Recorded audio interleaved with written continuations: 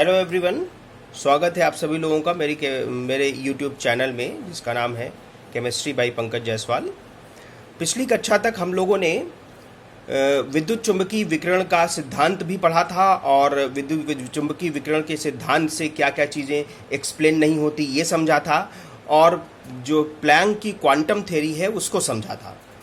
आज हम उसके आगे समझेंगे कि प्लैंक की क्वांटम थ्योरी से इलेक्ट्रोमैग्नेटिक वेव थ्योरी से जो चीज़ें एक्सप्लेन नहीं हो पा रही थी उसको प्लैंक क्वांटम थ्योरी किस तरह से एक्सप्लेन करता है। तो उसमें सबसे पहला है श्याम पिंड विकिरण की व्याख्या। जो ब्लैक बॉडी रेडिएशन था उसको इलेक्ट्रोमैग्नेटिक वेव थ्योरी एक्सप्लेन नहीं कर पा रहा था, तो उसको हम लोग अब प्लैंक क्वांटम थ्योरी से एक्सप्लेन करेंगे। इसमें देखिए मैंने स्पष्ट लिखा है कि जब किसी ठोस पदार्थ को गर्म किया जाता है तो वह पदार्थ के परमाणु कंपन करने लगते हैं। भाई गर्म करोगे हीट एनर्जी मिलेगी तो परमाणु उसके कंपन करने लगेंगे और न्यू आवृत्ति की तरंग उत्सर्जित करने लगते हैं। यदि पदार्थ को लगातार गर्म किया जाए तो उसका परमाणु अधिक से अधिक ऊर्जा अवशोषित करता है और उत्सर्जित होने वाले तरंग की आवृत्ति लगातार बढ़ती जाती है। हम जानते हैं कि लाल रंग के प्रकाश की आवृत्ति सबसे कम होती है और आवृत्ति पीले रंग और फिर नीले रंग के लिए बढ़ती जाती है, इसलिए गर्म किए जाने वाले पदार्थ का रंग लाल से नीला हो जाता है। तो ये बात वहाँ पे क्लियर नहीं हो रही थी। अब यहाँ पे भाई अब कणिका सिद्धांत में अब क्लियर है कि जो ऊर्जा है वो किस पे निर्भर कर रही है। भाई फोटोन है, फोटोन की ऊर्जा किस पे निर्भर कर रही है? विद्युत चुंबकीय तरंगों के जो फ्रिक्वेंसी है, आवृत्ति है, उस पर निर्भर कर रही है।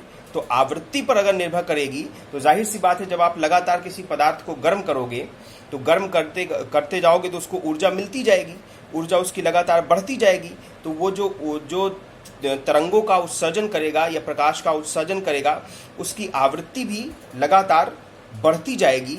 यानी कि पहले वो लाल रंग का दिखाई देगा, लाल रंग से फिर उसका रंग जो है पीला हो जाएगा, पीले रंग से फिर वो नीला रंग का हो जाएगा। तो ये बात अब यहाँ पे एक्सप्लेन हो रही है। अच्छा, प्रकाश वैद्युत प्रभाव की अगर व्याख्या की जाए तो प्रकाश वैद्युत प्रभाव की व्याख्या जो है वो आइंस्टाइन ने 1905 में प्लैंक के क्वांटम सिद्धांत के आधार पर इसकी व्याख्या की। क्या किया? इसमें पहली बात यह कि जब किसी निश्चित आवृत्ति का प्रकाश किसी धातु के पृष्ठ से टकराता है तो फोटोन टकराया तो फोटोन अपनी कुल ऊर्जा को, टोटल एनर्जी को उपस्थित इलेक्ट्रॉन को दे देता है। यदि यह ऊर्जा इलेक्ट्रॉन को नाभिक के आकर्षण बल से मुक्त करा सकती है तो यह इलेक्ट्रॉन धातु के परमाणु से अलग हो जाता है और धातु की सतह से बाहर निकल जाता है। अतः इलेक्ट्रॉन का धातु सतह से उत्सर्जन केवल तभी होता है जब आपतित प्रकाश की आवृत्ति देहली आवृत्ति के बराबर होती है। भाई देखिए, फोटोन टकराया, अब फोटोन ने अपनी ऊर्जा को इलेक्ट्रॉन को दे दिया। तो इलेक्ट्रॉन अगर उस ऊर्जा से, अगर जो इलेक्ट्रॉन को ऊर्जा मिली वो उसके कार्यफलन के बराबर है या उससे ज़्यादा है तो वो जिस नाभिक से जुड़ा है उस नाभिक के आकर्षण बल को तोड़कर सतह के बाहर निकल जाएगा। तो ऊर्जा प्राप्त की तब सतह के बाहर निकला और ऊर्जा किस पर निर्भर कर रही है? आवृत्ति पर। तो आपतित किरण की जो आवृत्ति है वो थ्रेशोल्ड फ्रीक्वेंसी के बराबर या उससे ज़्यादा होनी चाहिए। दूसरी बात समझते हैं कि यदि आपतित प्रकाश की आवृत्ति न्यू नॉट से अधिक है, मतलब देहली आवृत्ति से अधिक है, तो इलेक्ट्रॉन को कार्यफलन से अधिक ऊर्जा प्राप्त होगी, बिल्कुल प्राप्त होगी। आवृत्ति अगर ज़्यादा है तो ज़्यादा ऊर्जा भी इलेक्ट्रॉन को प्राप्त होगी। और अतिरिक्त ऊर्जा, भाई मान लो कि h न्यू जूल ऊर्जा इलेक्ट्रॉन को मिला, भाई ऊर्जा क्या होगी? मैंने पीछे बताया कि फोटोन है ना, फोटोन टकराया, फोटोन ने अपनी ऊर्जा दी तो फोटोन की ऊर्जा कितनी होती है? h new joule. और देहली आवृत्ति h न्यू नॉट है तो कार्यफलन कितना होगा? h new not. तो h न्यू की वैल्यू h न्यू नॉट से अधिक होगी क्योंकि आवृत्ति का जो मान है वो ज़्यादा है। तो कितनी ऊर्जा में अंतर कितना आया? h new minus h new not. तो ये जो ऊर्जा का अंतर है वो इलेक्ट्रॉन की गतिज ऊर्जा में परिवर्तित हो जाती है और इलेक्ट्रॉन तेजी से गति करता हुआ बाहर निकलेगा। तो ये जो फोटो इलेक्ट्रॉन है उसकी गतिज ऊर्जा 12 mu² H new minus H new not, H को कॉमन ले लेंगे, न्यू माइनस न्यू नॉट। आगे बढ़ाते हैं इसको। अतः आपतित प्रकाश की आवृत्ति जितनी अधिक होगी, उत्सर्जित होने वाले इलेक्ट्रॉन का वेग उतना ही अधिक होगा। अब ये सारी बातें क्लियर हो रही हैं फोटोन थ्योरी से, है ना, प्लैंक की क्वांटम थ्योरी से। तीसरी बात, यदि एक निश्चित आवृत्ति का आपतित प्रकाश की तीव्रता बढ़ती है तो फोटोनों की संख्या बढ़ेगी। ज़्यादा से भाई तीव्रता प्रकाश की बढ़ेगी, जो आपतित प्रकाश है अगर उसकी तीव्रता बढ़ेगी तो ज़्यादा से ज़्यादा फोटोन टकराएंगे, ज़्यादा से ज़्यादा फोटोन तो ज़्यादा से ज़्यादा इलेक्ट्रॉनों से टकराएंगे, इलेक्ट्रॉन ज़्यादा से ज़्यादा होंगे तो ज़्यादा से ज़्यादा इलेक्ट्रॉन का उत्सर्जन होगा। तो जो इलेक्ट्रॉन, नंबर ऑफ इलेक्ट्रॉन जो उत्सर्जित हो रहे हैं उसकी जो संख्या है, इलेक्ट्रॉनों की संख्या कि कितने इलेक्ट्रॉन उत्सर्जित होंगे, ये बात निर्भर करती है आपतित प्रकाश की तीव्रता पर। तो अब ये बात क्लियर हो चुकी है कि जो इलेक्ट्रोमैग्नेटिक वेव थ्योरी है वो केवल तरंग का की प्रकृति ही प्रदर्शित नहीं करता, बल्कि उसमें कणिका की प्रवृत्ति भी होती है।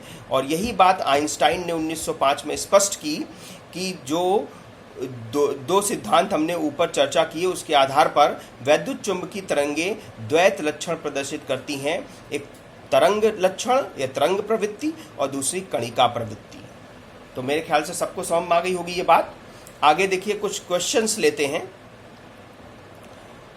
जैसे 100 वाट का एक बल्ब 400 नैनोमीटर तरंगदैर्घ्य का एक वर्णी प्रकाश उत्सर्जित करता है। एक 100 वाट का बल्ब है, उससे जो प्रकाश उत्सर्जित हो रहा है वो एक वर्णी प्रकाश है और उसका तरंगदैर्घ्य 400 नैनोमीटर है। बल्ब से 1 सेकेंड में उत्सर्जित होने वाले फोटोनों की संख्या ज्ञात कीजिए। तो बल्ब की क्षमता 100 वाट है, 100 वाट का मतलब 100 जूल प्रति सेकेंड है, और 400 नैनोमीटर का तरंगदैर्घ्य का जो प्रकाश उत्सर्जित कर रहा है, तो जो फोटोन की ऊर्जा होगी एच न्यू, और न्यू की वैल्यू वेग अपॉन तरंगदैर्घ्य H C upon lambda. H की वैल्यू 6.6 10⁻34, सी की वैल्यू 3 × 10⁸, और 400 नैनोमीटर का तो 400 × 10⁻9 मीटर, ये मीटर में इसको परिवर्तित कर दिया। तो इसको सॉल्व करने पर 4.969 × 10⁻19 जूल आया। तो एक फोटोन की ऊर्जा इतने जूल है और बल्ब की क्षमता कितनी है, इतनी है, 100 जूल पर सेकेंड। तो इसका मतलब कितने फोटोन उत्सर्जित, तो कुल ऊर्जा में इससे डिवाइड कर दे तो फोटोनों की संख्या आ जाएगी। दूसरा प्रश्न लेते हैं। दूसरे प्रश्न में जब 5.2 × 10⁻14 पर सेकेंड आवृत्ति का एक पीला प्रकाश पोटेशियम धातु की सतह से टकराता है तो उत्सर्जित होने वाले फोटो इलेक्ट्रॉनों की गतिज ऊर्जा ज्ञात कीजिए। पोटेशियम की दहली आवृत्ति 5 × 10⁻14 पर सेकेंड है। तो न्यू नॉट आपको दिया है, न्यू नॉट की वैल्यू, और जो प्रकाश, पीला प्रकाश पोटेशियम की धातु की सतह से टकरा रहा है उस धातु की उस प्रकाश की आवृत्ति इतनी है, मतलब ये न्यू है और ये न्यू नॉट है। एच की वैल्यू आप जानते हो, आपको निकालना है फोटो इलेक्ट्रॉन की गतिज ऊर्जा। तो गतिज ऊर्जा निकालते हैं, चलिए। फोटो इलेक्ट्रॉन की गतिज ऊर्जा का फॉर्मूला बताया था, ½ mu² = h new minus h new not. h को कॉमन ले लिया, न्यू माइनस न्यू नॉट। तो न्यू जो प्रकाश टकराया उसकी आवृत्ति और न्यू नॉट दहली आवृत्ति, घटा दिया। देखिए 10⁻14 कॉमन है, बाहर आ गया। 5.2 में से 5 घटेगा, 0.2 आएगा, मल्टीप्लाई किया 1.32 10⁻20 जूल, आंसर आ गया। ये है जो इलेक्ट्रॉन उत्सर्जित होगा उसकी गतिज ऊर्जा। अगर इसमें मान लीजिए इसमें इलेक्ट्रॉन उत्सर्जित हो रहा है, इलेक्ट्रॉन का द्रव्यमान आप जानते हैं, इलेक्ट्रॉन का मास हमने पिछली क्लास में ही पढ़ लिया था कि इलेक्ट्रॉन का जो द्रव्यमान होता है वो 9.1 × 10⁻31 किलोग्राम होता है। तो आप चाहें तो m की वैल्यू पुट कर लें तो u² आ जाएगा और स्क्वायर रूट कर लेंगे तो u आ जाएगा। मतलब जो इलेक्ट्रॉन उत्सर्जित हो रहा है उसका वेग भी ज्ञात कर सकते हैं। तो यहाँ पे अगर हम समझ लेंगे, थोड़ा सा इसको बढ़ाना चाहें तो इलेक्ट्रॉन का वेग तो u हो गया तो ये 1.32 इंटू 10⁻⁻20 इंटू 2 हाफ, ये हाफ उधर जाएगा 2 अपॉन इसका जो है मास 9.1 इंटू 10⁻⁻31, ये u स्क्वायर है। तो u की वैल्यू जब आप निकालेंगे तो इसी में u निकाल लेते हैं, इस पूरे का स्क्वायर रूट निकालना होगा, पूरे का स्क्वायर रूट। तो वेग आ जाएगा, ये आएगा मीटर प्रति सेकेंड में। तो इस तरह से इलेक्ट्रॉन का वेग भी हम चाहे तो कैलकुलेट कर सकते हैं।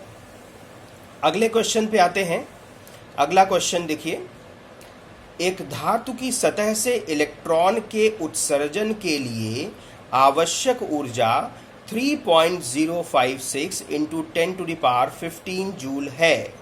यदि इस धातु की सतह पर 4000 एंगस्ट्रॉम तरंग दैर्ध्य का एक प्रकाश पड़ता है तो क्या सतह से इलेक्ट्रॉन उत्सर्जित होगा?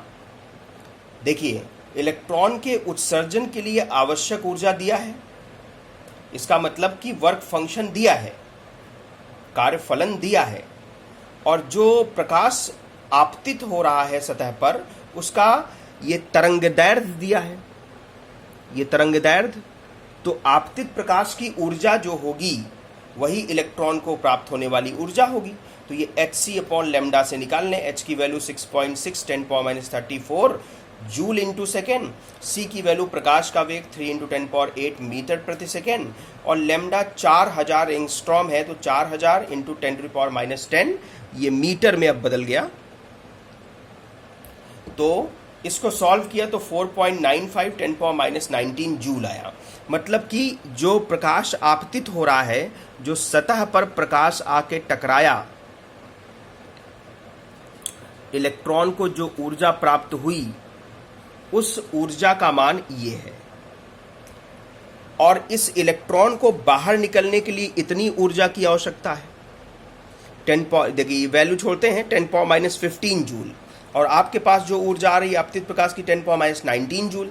तो 10⁻19 10⁻15 से कम है। इसका मतलब कि जो प्रकाश टकरा रहा है वो इलेक्ट्रॉन को कार्यफलन से कम ऊर्जा दे पा रहा है, और कम ऊर्जा दे पा रहा है तो सीधा मतलब है कि इलेक्ट्रॉन का उत्सर्जन नहीं होगा। तो इसलिए इस प्रश्न में पूछा है कि इलेक्ट्रॉन उत्सर्जित होगा या नहीं, तो बिल्कुल नहीं होगा, क्योंकि कार्यफलन का मान जो है वो आपतित प्रकाश की ऊर्जा से अधिक है। कुछ प्रश्न मैं आपको करने के लिए भी दे रहा हूं, इसमें देखें। इसमें एक प्रश्न ये है, उत्तर सबके दिए हुए हैं, कि जब 300 नैनोमीटर तरंग दैर्ध्य का एक विकिरण सोडियम धातु की सतह से टकराता है तो 1.68 10⁵ जूल प्रति मोल गतिज ऊर्जा वाले इलेक्ट्रॉन उत्सर्जित करता है। जो प्रकाश टकरा रहा है उसका तरंग दैर्ध्य दिया है तो हम इसकी ऊर्जा निकाल लेंगे hc/λ से, है ना। और जो इलेक्ट्रॉन उत्सर्जित हो रहा है उसका वैल्यू, उसकी गतिज ऊर्जा दिया हुआ है लेकिन मोल में दिया हुआ है। तो इसको भी 1 मोल के लिए बना लेंगे, और इसमें से इससे जो ऊर्जा मिलेगी उसमें से ये गतिज ऊर्जा घटा देंगे। तो 1 मोल इलेक्ट्रॉन को उत्सर्जित होने के लिए जितने ऊर्जा की आवश्यकता होगी वो निकल आएगा। तो 1 इलेक्ट्रॉन के लिए जो ऊर्जा की आवश्यकता होगी, 1 इलेक्ट्रॉन के उत्सर्जन के लिए जो ऊर्जा की आवश्यकता होगी उसको एवोगैड्रो नंबर से डिवाइड करके प्राप्त कर लेंगे। और फिर ऊर्जा प्राप्त हो गई तो तरंग दैर्ध्य पूछा है, तो तरंग दैर्ध्य जो ऊर्जा प्राप्त हुई बराबर hc/λ। h जानते हैं, c जानते हैं, लैम्डा हम निकाल लेंगे। दूसरा प्रश्न देखें।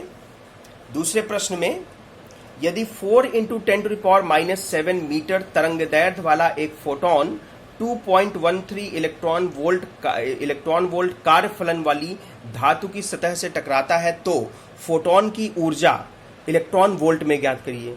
ये जो प्रकाश टकराया उसकी तरंग दैर्ध्य है, तो ऊर्जा ज्ञात करनी है।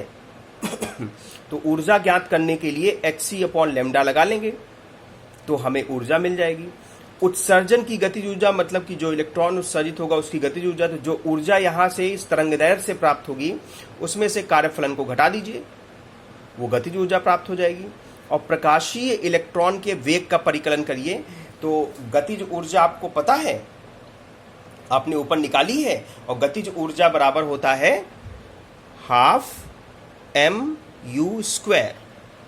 मास इलेक्ट्रॉन का भी पिछले क्वेश्चन, पीछे वाले सवाल में मैंने आपको समझाया था कि किस तरह से वेग का कैलकुलेशन किया जाता है, तो इसी तरह से यहाँ पे इलेक्ट्रॉन के वेग का परिकलन कर लेंगे हम लोग। अगले सवाल पे आते हैं।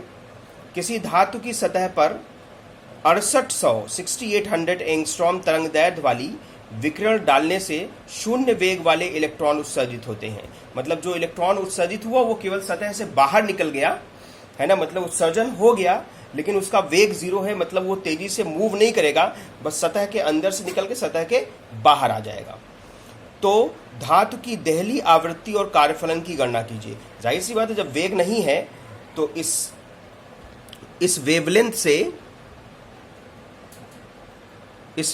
से निकालें ऊर्जा hc अपॉन लैम्डा 6.6 10⁻⁻34 3 × 10⁸ मीटर प्रति सेकेंड, और लैम्डा की वैल्यू आपकी है 6800 एंगस्ट्रॉम मतलब 10⁻⁻10।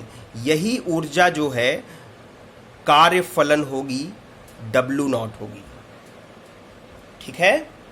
और देहली आवृत्ति निकालना है तो ये बराबर होगा h/μ0, तो μ0 की value W0 upon h, W0 upon h, तो W0 आपका ये निकल गया और h आप जानते हैं, रख दीजिए तो देहली आवृत्ति आ जाएगी। तो इस तरह से इन सवालों को हम सॉल्व करेंगे, और आपकी बुक में भी क्वेश्चंस हैं उसको भी आप अच्छे से सॉल्व करिए। इस वीडियो को बार बार देखिए। कोई भी समस्या हो तो मुझे मेरे YouTube चैनल पे कमेंट बॉक्स में जाकर के आप सवाल पूछ सकते हैं। आज के लिए इतना ही। आप सभी लोगों का बहुत बहुत धन्यवाद।